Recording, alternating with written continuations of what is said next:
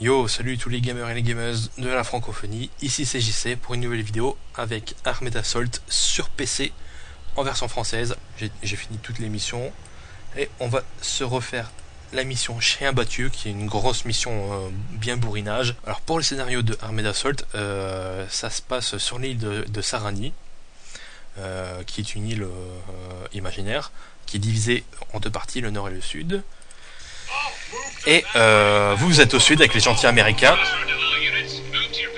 et les méchants sont au nord et les méchants décident d'envahir le sud et vous vous devez repousser les méchants qui viennent du nord, tout simplement. Il n'y a rien de particulier. Alors graphiquement ça claque, ça se voit pas tout de suite mais enfin ça se voit pas là parce que il demande une configuration de maboule, vraiment de gros maboule quoi. Et j'ai pas pu tout mettre à fond mais le jeu est très très beau. De toute façon c'est la suite de Opération Flashpoint, donc niveau graphisme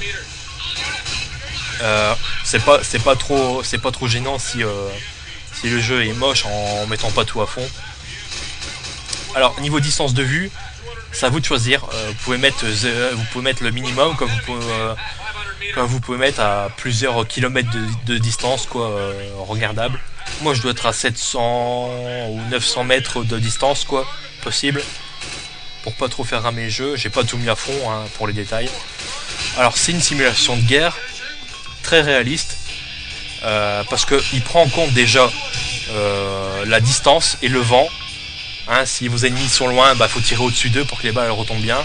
Ou s'il y a trop de vent qui souffle à droite ou à gauche, il faut viser à droite ou à gauche de l'ennemi pour que les balles retombent pile poil sur vos ennemis quoi.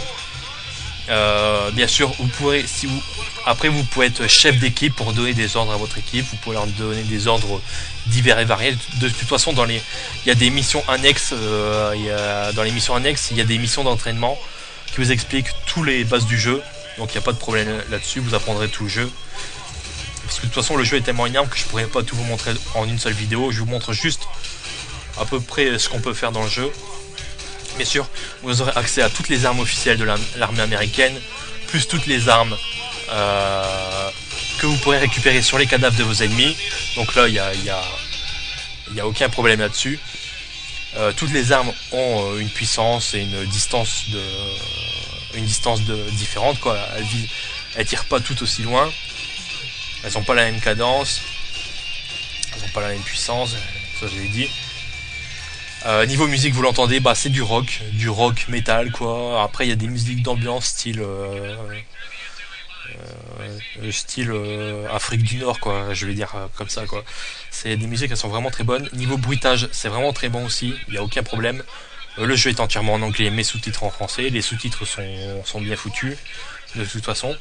Vous pourrez piloter des jeeps, des Humvee, des tanks, des camions, des hélicoptères, des avions. Vraiment tout un tas de trucs. Bien sûr, comme c'est un jeu de tactique réaliste, il faut se mettre à couvert tout le temps. Faut jamais, c'est pas un jeu de bourrin. Il faut se mettre à couvert tout le temps, sinon vous vous faites canarder à mort. Bon, il y a plusieurs vues. Il y a une vue comme ça à la troisième personne, il y a une vue comme ça à la première personne qui est bien plus jouable. On peut faire un zoom comme ça, ou on a une vue Iron Sight où on peut faire encore un zoom. On peut se pencher sur les côtés, on peut se mettre debout, à genoux, à plat ventre. On peut se pencher sur les côtés, bon ça je l'ai déjà dit. On peut marcher normalement ou lentement, on peut baisser son arme pour marcher très très lentement, on peut saluer ses coéquipiers ou bien on peut se mettre par terre, ça sort par terre tout simplement. C'est vraiment vraiment excellent. Niveau durée de vie c'est super long. Il y a beaucoup de missions dans le mode histoire, plus toutes les missions annexes. Le jeu est super difficile. L'intelligence artificielle est très bien foutue, vos ennemis vous alignent de super loin. Vos coéquipiers ils sont intelligents mais bon, ils sont pas aussi intelligents que vos ennemis, j'ai l'impression quoi. Enfin ce que j'ai remarqué quoi. Mais ils sont quand même assez intelligents, ils visent assez bien. Et c'est vraiment du tout bon quoi.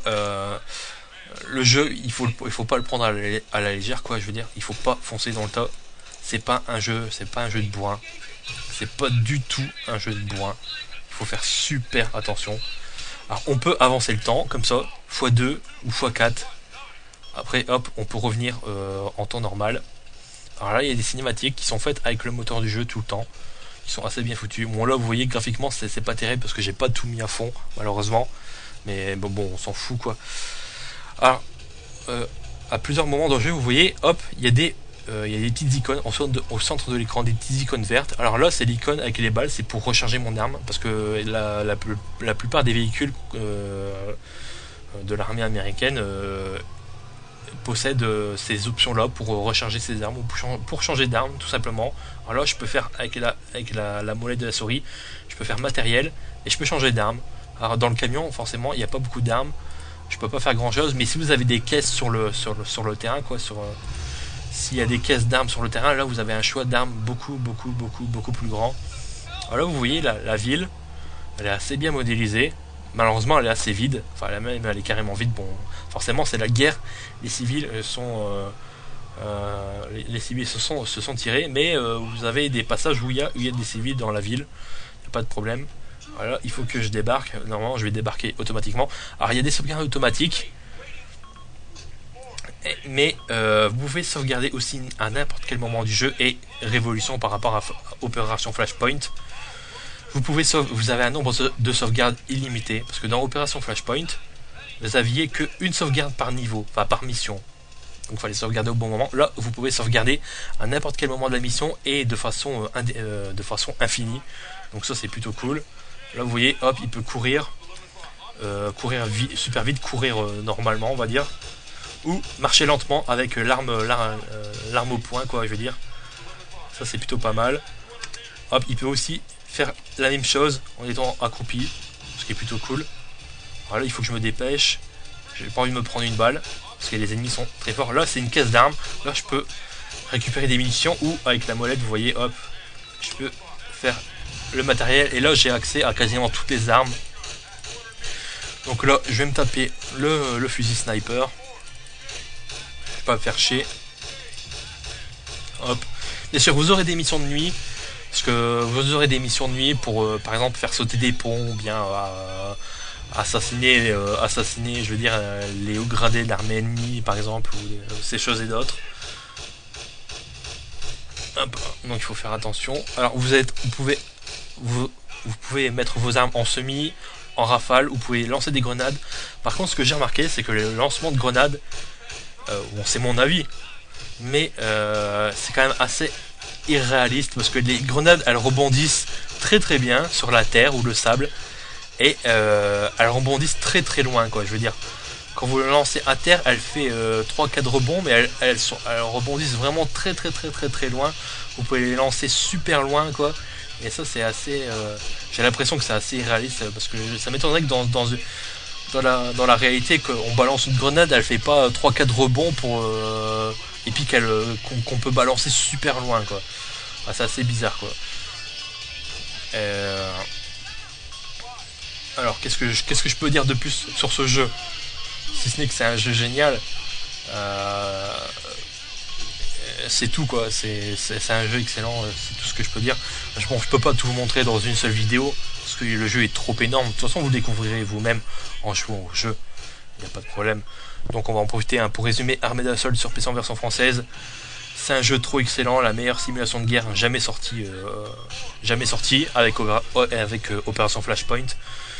Alors moi je vous conseille, si vous avez jamais joué à Opération Flashpoint, commencez d'abord par Opération Flashpoint avec ses extensions, surtout que vous le trouvez Opération Flashpoint à 10 € avec les 2 extensions maintenant. Alors achetez-le, comme ça vous apprendrez les bases du jeu, puis ensuite vous pourrez enchaîner sur Armée d'Assault, qui est un excellent jeu, qui est de toute façon niveau gameplay, maniabilité, qui est quasiment identique à Opération Flashpoint, il n'y a pas de problème. Mais il faut un gros PC, hein. Il faut un PC de maboule, mais vraiment de gros maboule pour le faire tourner le jeu. C'est ça qui est un peu dommage. À part ça, c'est un jeu vraiment excellent sur tous les points. Si vous voulez la simulation de guerre ultime, prenez Armée d'Assault et Opération Flashpoint. Si vous recherchez un truc genre plus arcade, bah vous prenez Call of Duty ou Medal of Honor, bah là vous aurez un jeu d'arcade quoi. Et sans quoi je vous le conseille, mais attention, il faut un gros PC pour le faire tourner, et voilà quoi. Enfin, c'est à vous de voir quoi. Si vous aimez les jeux de guerre, achetez-le, sinon allez voir ailleurs. Donc sur ce, moi je vous laisse, et puis je vous dis à bientôt pour une prochaine vidéo.